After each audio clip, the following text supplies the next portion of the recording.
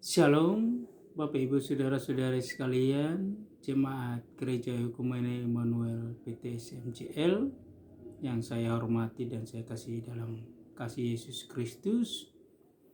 Hari ini, minggu ini kita gereja di rumah masing-masing oleh karena ada himbauan dari Presiden, dari Gubernur Kalimantan Tengah, dan juga dari PGI dan sinode-sinode gereja-gereja untuk kita dihimbau untuk beribadah di rumah kita masing-masing, sehingga gereja kita pun mentaati semua itu dan kita beribadah di rumah kita masing-masing. Oleh sebab itu, Bapak Ibu Saudara-saudara sekalian yang dikasihi oleh Yesus Kristus, firman Tuhan yang menjadi perenungan kita untuk minggu pagi hari ini yaitu terambil dari dua bagian, yaitu bagian Perjanjian Lama, yaitu terambil dari 1 Samuel 16 ayat 1 sampai 13, dan Perjanjian Baru yaitu terambil dari Injil Yohanes pasal 9 ayat 1 sampai ayat yang ke-41. Bapak Ibu Saudara-saudara sekalian yang saya kasih dalam Yesus Kristus, dua bagian firman Tuhan ini menjadi perenungan bagi kita semua untuk ibadah minggu hari ini. Walaupun kita beribadah di rumah kita masing-masing, tapi biarlah lewat kebenaran firman Tuhan yang saya rekam ini bisa menjadi berkat bagi seluruh jemaat yang hari ini kita tidak bisa ibadah bersama-sama di gereja. Saudara-saudari yang dikasihi oleh Yesus Kristus, saya tidak bisa membacakan semua bagian ini baik dari Perjanjian Lama dan juga Perjanjian Baru karena tentu itu memakan waktu yang panjang, tapi saya hanya menyampaikan bahwa dua bagian firman Tuhan ini baik dari 1 Samuel 16 ayat 1 sampai 13 dan juga Yohanes 9 ayat 1 sampai 41. Saya mengambil sebuah tema untuk dua bagian firman Tuhan ini menjadi perenungan kita, yaitu karena pekerjaan Allah harus dinyatakan dalam Dia. Karena pekerjaan Allah harus dinyatakan di dalam Dia. Itu terdapat di dalam Yohanes pasal yang ke-9. Yohanes pasal yang ke-9 ayat yang ketiga. Yohanes pasal yang 9 ayat yang ketiga saya bacakan bagi saudara-saudara sekalian. Firman Tuhan berbunyi demikian. Jawab Yesus, bukan dia dan bukan juga orang tuanya, tetapi karena pekerjaan-pekerjaan Allah harus dinyatakan di dalam Dia. Saudara-saudara yang dikasihi oleh Yesus Kristus, bagian firman Tuhan ini berbicara tentang orang buta yang lahir sudah buta. Jadi bukan berarti bahwa dia besar baru buta, tapi sejak dari kandungan ibunya lahir sudah buta. Dan ini menjadi pertentangan bagi murid-murid Yesus di dalam ayat yang kedua dari Injil Yohanes pasal 9 ini, bahwa murid-muridnya bertanya kepada Yesus atau Rabi, siapakah yang berbuat dosa, orang ini sendiri atau orang tuanya sehingga ia dilahirkan buta? Lalu jawab Yesus tadi bahwa bukan dia, bukan orang buta ini maksudnya, dan bukan juga orang tuanya, tetapi karena pekerjaan-pekerjaan Allah harus dinyatakan di dalam dia atau di dalam orang buta ini. Nah, Bapak Ibu Saudara-saudari yang dikasihi oleh Yesus Kristus, karena pekerjaan-pekerjaan Allah harus dinyatakan. Ada banyak hal yang kita hadapi di dalam dunia ini. Ada banyak masalah, ada banyak tantangan yang menimpa hidup kita, musibah yang mungkin kita hadapi. Ada banyak masalah, bahkan yang viral sekarang adalah masalah corona, saudara.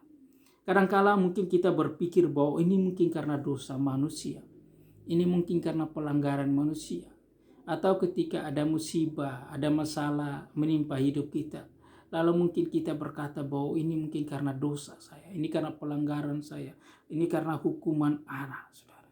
Cara pandang seperti itu kadangkala membawa kita di dalam sebuah penghakiman, di dalam sebuah judgment, menuduh kita. Tapi saudara-saudara yang dikasihi oleh Yesus Kristus, bukan berarti semua itu salah. Tidak, saudara. Tapi ada bagian-bagian atau ada hal-hal yang mungkin saudara dan saya alami yang ada di dalamnya rencana Allah. Ketika kita mengimani dan memaknai bahwa masalah apapun yang kita hadapi, yang kita alami, saudara, dan kita yakini bahwa Tuhan pasti menolong kita dan kita pasti melewati itu, dan di balik semua itu ada rencana Allah dalam hidup kita. Saudara-saudara yang dikasihi oleh Yesus Kristus, bagian firman Tuhan ini menjadi penting. Yesus ingin memberikan pencerahan kepada murid-muridnya yang saat itu sedang tidak mengerti bahwa apa yang dialami oleh orang buta ini adalah kesalahan dari orang tuanya. Karena tentu tidak mungkin kesalahan dari orang buta ini, karena dia lahir sudah buta. Kecuali kalau dia lahir matanya melihat baru buta, mungkin bisa kesalahan orang ini. Tapi karena dia lahir sudah buta, maka adjustment atau cara pandang dari murid-muridnya bahwa itu karena kesalahan daripada orang tuanya.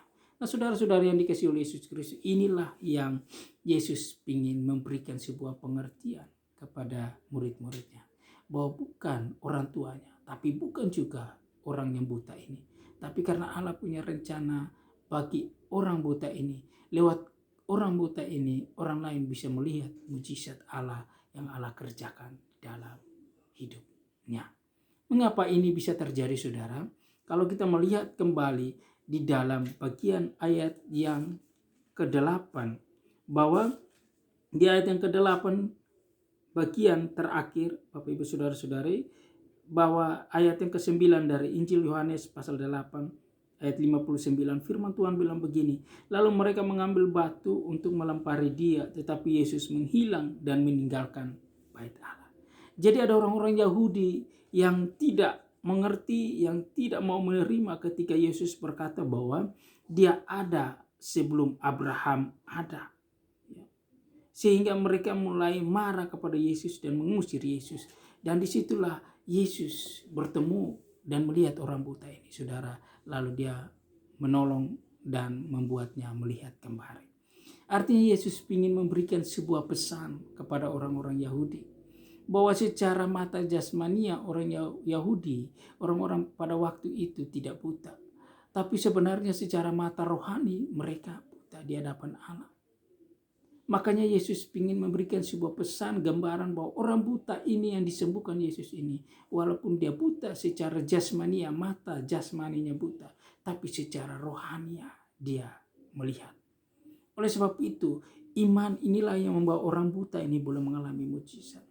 Ketika Tuhan Yesus mengaduk-aduk tanah dengan ludahnya dan mengolesi mata orang buta ini, saudara-saudara yang dikasihi oleh Yesus Kristus, Tuhan Yesus menyuruh orang buta ini untuk pergi dan membasuh dirinya di kolam Siloam di ayat yang ke-7.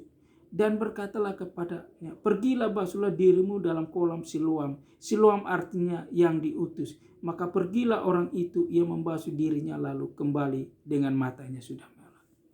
Mengapa Yesus tidak langsung menyembuhkan matanya dengan mengolesi tanah dengan ludahnya lalu sembuh? Bisa. Tapi Yesus ingin menguji iman orang ini. Ingin memberikan sebuah pemahaman kepada orang ini, bahwa kalau ada iman di dalam dirinya, ketika dia melangkah dengan mengikuti apa yang diperintahkan oleh Tuhan Yesus, maka disitulah kesembuhan terjadi padanya. Jadi saudara-saudara yang dikasihi oleh Yesus Kristus, mari jangan sampai kita secara jasmania mata kita melek, mata kita bisa melihat, tapi justru secara rohania kita buta di hadapan Allah. Makanya di dalam ayat yang kesekian, saudara, di dalam Yohanes 9, saudara, di dalam ayat yang ke-5, selama aku di dalam dunia, akulah terang dunia. Mengapa Yesus ketika menyembuhkan orang buta ini, dia berkata bahwa selama dia di dalam dunia, dialah terang dunia. Artinya Yesus mau memberikan sebuah pesan bagi orang Yahudi dan juga bagi orang buta ini dan juga bagi murid-muridnya, bahwa dialah terang dunia. Walaupun orang-orang Yahudi menolaknya, tapi Yesus bisa memberikan sebuah gambaran bahwa lihat, mereka orang-orang Yahudi walaupun melihat secara mata jasmani mereka, tapi sesungguhnya sebenarnya mereka buta di hadapan Allah. Oleh sebab itu bagian pertama yang menjadi perenungan kita hari ini adalah jangan sampai kita bisa melihat tapi justru kita buta di hadapan Allah. Jangan sampai kita melihat tapi sebenarnya kita buta di hadapan Allah. Jangan sampai kita seperti orang-orang Yahudi yang sebenarnya mereka melihat tapi sebenarnya mereka buta di hadapan Allah. Nah, kalau kita mau kembali kepada 1 Samuel 16 ayat 1 sampai 13, Saudara. Di sana berkisah tentang bagaimana pemilihan Raja Israel, saudara-saudari yang dikasihi oleh Yesus Kristus. 1 Samuel ayat 1 sampai 13, Bapak Ibu saudara-saudara sekalian. Bahwa Samuel diperintahkan Tuhan untuk pergi kepada Isai untuk memilih anak-anak mereka menjadi raja bagi orang Israel. Saudara-saudari, sebagai manusia Samuel walaupun sebagai nabi hamba Allah, tapi ketika dia diperhadapkan dengan pemilihan-pemilihan untuk menjadi seorang raja bagi Israel, Samuel juga bisa jatuh dalam kebimbangan dan keraguan. Ketika Samuel diperhadapkan dengan ini semua, saudara-saudari, Tuhan mengingatkan Samuel bahwa semua orang yang dipilih itu Allah tidak berkenan. Dari semua anak Isai yang diperhadapkan kepada Samuel, semuanya tidak dipilih. Padahal secara mata jasmania mereka berperawakan kekar, besar, tinggi, dan lain sebagainya. Tapi pemilihan Allah, saudara, berbeda dengan cara pemilihan manusia. Sehingga di dalam 1 Samuel 16 ayat yang ke-7 firman Tuhan bilang begini. Tetapi firman Tuhan kepada Samuel, janganlah pandang parasnya atau perawakan yang tinggi, sebab aku telah menolaknya. Bukan yang dilihat manusia, yang dilihat Allah. Manusia melihat apa yang di depan mata, tetapi Tuhan melihat hati. Manusia melihat apa yang di depan mata, tetapi Allah melihat hati. Oleh sebab itu, kembali ke orang buta tadi, saudara. Mungkin orang merasa bahwa kenapa Tuhan harus menyembuhkan orang buta. Mungkin manusia melihat bahwa dia ini buta, dia tidak tahu apa-apa. Tapi justru Tuhan melihat hati. Ada kerinduan di dalam hati orang buta ini, ingin sembuh dan melihat dengan baik. Oleh sebab itu saudara-saudari yang dikasihi oleh Yesus, jangan sampai kita melihat tapi sebenarnya kita buta. Jangan sampai seperti orang-orang Yahudi. Sebenarnya mereka melihat, tapi pada dasarnya sebenarnya mereka buta secara rohani. Nah, saudara-saudari, inilah yang menjadi perenungan kita. Kita hidup di dalam dunia ini tentu ada banyak tantangan, rintangan, cobaan.